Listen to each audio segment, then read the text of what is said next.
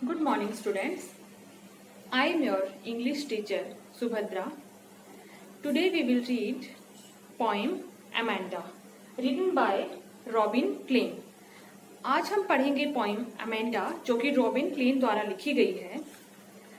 ये पोइम जो है बेसिकली बच्चों के मन को दर्शाती है जब उनको उनके पेरेंट्स डांटते हैं या किसी चीज के लिए टोकते हैं।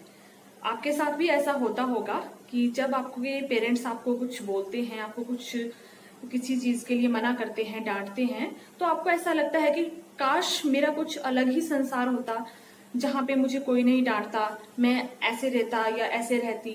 ठीक है, तो वैसे ही अमेंडा के मन की स्थिति है। अमेंडा नाम की एक लड़की है जो कि उसकी मदर जो है उसको हर बात पे डांटती रहती है। ठीक है, तो उसके मन में क्या ख्याल आते हैं, कैसे वो सोचती है कि कैसा मेरा जीवन हो, इसके बारे में हम आज पढ़ेंगे। ठीक है, इसके लिए आपको आपकी बुक की जरूरत पड़ेगी। फर्स्ट स्टैंजा है, don't bite your nails Amanda, don't hunch your shoulders Amanda, stop that slouching and sit up straight Amanda.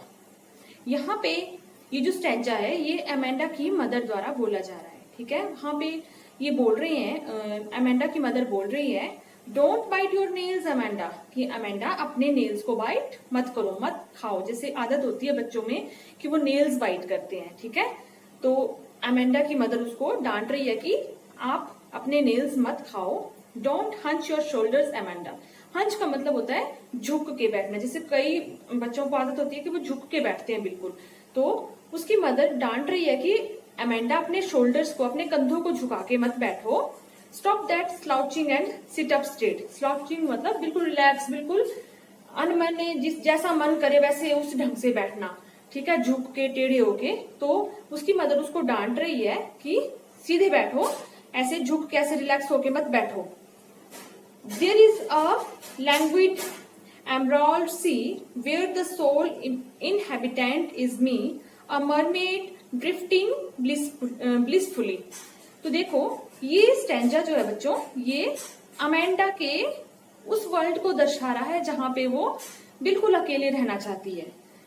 एक तरफ उसकी मदर उसको डांट रही है जबकि उसके मन में कुछ और ही चला हुआ है। वो क्या सोच रही है, there is a language emerald sea, language मतलब शांत। वो ऐसे वर्ल्ड में खोई हुई है जहां पे वो बोल रही है कि एक शांत सा समुद्र है, एमराल्ड सी, एमराल्ड मतलब जहां पे ग्रीनिश कलर का है वो। ठीक है, एमराल्ड मतलब पन्ने के कलर का है वो, और वहां पे उस सी में एमराल्ड मतलब पन्ने मणि वगैरह पाए जाते हैं। तो उस सी में, शांत सी, शांत समुद्र के पास वो रहती है। Where the sole inhabitant is me, inhabitant मतलब निवासी, सोल मतलब अकेला। तो अमेंडा सोच रही है कि उस समुद्र के पास वो अकेली निवासी है, सिर्फ अकेली वहां पे वो रहती है। अ मरमेड ड्रिफ्टिंग ब्लिसफुली, एक जलपरी की तरह जो कि बह रही है उस समुद्र की लहरों के साथ। ब्लिसफुली मतलब बहुत ही आनंद के साथ वो उस लहरों में बह रही है, उनका आनंद ले रही है जैसे कि एक जलपरी होती है। तो एक तरफ अमेंडा की मदर उसको डांट रही है, दूसरी तरफ वो अपने ही संसार में खोई हुई है। Did you finish your homework, Amanda? Did you tidy your room, Amanda? I thought I told you to clean your shoes, Amanda. अब यहाँ पे अमेंडा की मदर एक बार फिर से उसको बोल रही है कि अमेंडा, क्या तुमने अपना होमवर्क खत्म कर लिया? क्या तुमने अपने कमरे को साफ कर लिया अमेंडा? और मुझे लगता है मैंने तुमसे कहा था कि अपने जूते साफ कर लेना। ये अमेंडा की मदर उसको बोल रही है। अब ब्रैकेट वाला जो स्टैंजा है वो फिर से अमेंडा के वर्ल्ड को दिखा रहा है कि वो क्या सोच रही है। I am an orphan roaming the street, I pattern soft dust with my hurt bare feet, the silence is golden, the freedom is sweet. अब अमेंडा बोल रही है कि I am an orphan, orphan मतलब अनाथ, जिसके माता पिता नहीं होते। तो बोलती है कि वो अपने वर्ल्ड में सोच रही है कि वो ऐसे वर्ल्ड में है जहां पे उसके माता पिता नहीं है। वो गलियों में घूम रही है और अपने बेयर फीट से, नंगे पांव से सॉफ्ट डस्ट पे कुछ निशान बना रही है, कुछ पैटर्न्स बना रही है अपनी पांव की उंगलियों से।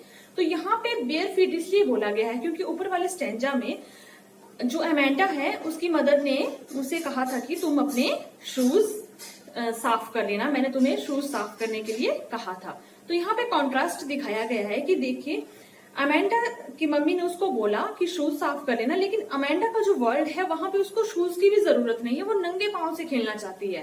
ठीक है, तो यहाँ पे बोला जा रहा है कि the silence is golden, the freedom is sweet. और अमेंडा जिस जगह पे रह रही है वहां पे अगर साइलेंस होगा वो इतना गोल्डन होगा, इतना सुंदर होगा, और फ्रीडम जो होगी वो बहुत ही ज्यादा अच्छी होगी। मतलब कहने का मतलब ये है कि अमेंडा जो है एक ऐसे वर्ल्ड में रहना चाहती है जहां पे उसके लिए कोई रोक टोक ना हो, कोई रिस्ट्रिक्शंस ना हो, वो अपनी मर्जी से खेल सके, कूद सके। नेक्स्ट स्टैंजा है, don't eat that chocolate Amanda, remember your acne Amanda, will you please look at me when I am speaking to you Amanda. अब अमेंडा की मदर यहाँ पे बोल रही हैं कि चॉकलेट मत खाओ, तुम्हें वो अपने मुहासे, अपने मतलब मुहासे याद हैं क्या? तुम जब मैं तुमसे बात कर रही हूं तो कम से कम तुम मेरी तरफ देखोगी।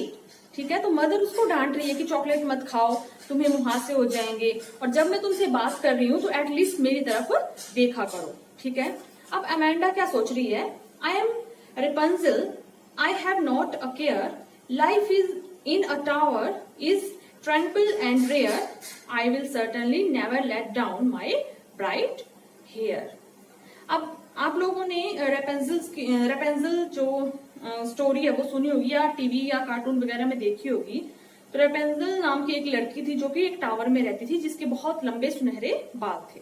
ठीक है, तो अमेंडा भी यही सोच रही है कि मैं भी एक रेपेंजल हूँ। ठीक है, और मुझे किसी चीज की कोई परवाह नहीं है, और जिस टावर में मैं रहती हूँ वो ट्रैंक्विल मतलब बिल्कुल काम, शांत, एंड रेयर, बहुत ही निराला है। जिस टावर में मैं रहती हूँ वो बहुत शांत है, निराला है, वहां पे और कोई नहीं रहता। तो जिन्होंने रेपेंजल की स्टोरी सुनी होगी या पढ़ी होगी उनको ये पता होगा कि रेपेंजल के जो लॉन्ग हेयर्स थे गोल्डन कलर के, तो जब भी वो उनको लेट डाउन करती थी, नीचे टावर से नीचे फेंकती थी, तो कोई भी उस हेयर की एक रस्सी की तरह क्लाइंब करके उस पे चढ़ के टावर तक पहुंचता था।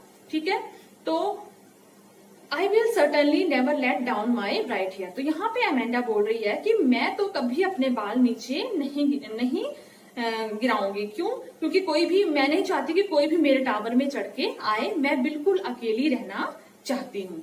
ठीक है, तो ये अमेंडा का वर्ल्ड है कि वो उस टावर में रेपेंजल की तरह अकेला रहना चाहेगी, लेकिन वो अपने बालों को कभी भी किसी को सहारा देने के लिए या ऊपर लाने के लिए उपयोग नहीं करेगी, वो वहां पे अकेली ही रहना चाहती है। लास्ट स्टैंजा है, stop that sulking at once Amanda, you are always so moody Amanda, anyone would think that I nagged at you Amanda. अब अमेंडा की मम्मी बोल रही है फिर से कि तुम स्टॉप दैट सल्किंग होता है रूठना, कि एकदम से तुम रूठ जाती है, इसको बंद करो। ये जो तुम बार बार हर छोटी छोटी बात पे रूठ जाती हो, इसको बंद करो। You are always so moody Amanda, और तुम कितनी मूडी हो गई हो, कभी तुम एकदम से नाराज हो जाती हो, कभी एकदम से बोल पड़ती हो, तो तुम कितनी मूडी हो गई हो। और कोई भी अगर देखेगा तो ये सोचेगा कि आई नैग यू, नैग मतलब तंग करना, मैं तुम्हें हमेशा तंग करती रहती हूँ, तुम्हें हमेशा बोलती रहती हूँ। तो एक तरफ तो अमेंडा की मम्मी उनको बार बार परेशान करती रहती है, और दूसरी बार फिर लास्ट में वो कहते हैं कि अगर कोई देखेगा तो ये सोचेगा कि मैं तुम्हें तंग करती रहती हूँ। तो यहाँ पे एक बहुत ही आयरनी बताई गई है कि देखिए एक तरफ तो डांटा भी जा रहा है, दूसरी तरफ उस चीज से इनकार भी किया जा रहा है कि लोग ये सोचेंगे कि मैं तुम्हें डांट रही हूँ या तंग कर रही हूँ। ठीक है, तो ये थी हमारी पोइम अमेंडा। तो बच्चों आप लोगों ने इस पोइम को एक बार फिर से समझ लेना है, और आपने इसके क्वेश्चन आंसर भी लिख लेने हैं।